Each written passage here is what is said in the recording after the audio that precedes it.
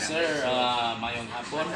Ang atong CTU BS Mechanical Engineering Program Extension naa na karon sa 4th level, level 4 phase 2 accreditation program.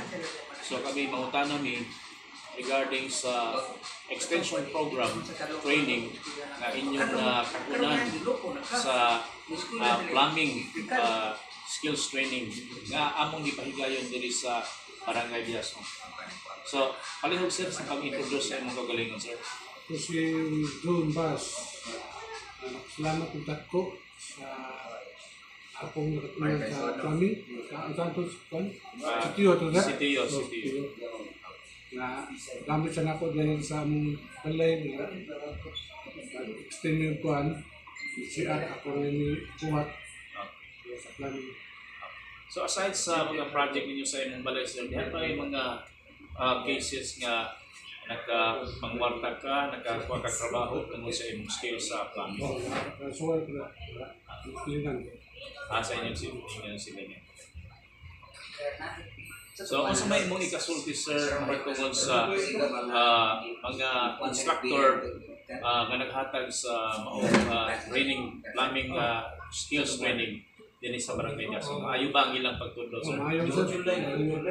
Sampun nila tarong. Provided ba mo sir sa kumplito ng materials sa panahon sa pag-training? Okay. So, meter. Nakadawat mo certificate isip na human sa training during graduation. Salamat sir. So provided ba mo sir sa mga snacks during the training? May sa meal. Minsan, okay.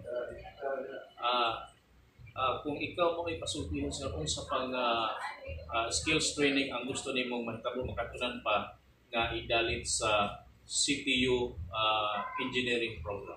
Kung ikaw masultihan. Kung naman siguro talaga.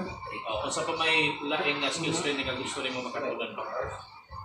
Aside sa katong plumbing, kaya naman naman. Plumbing, wala akong electrical. Wala sa ko. Masan, meeting lang siguro wala.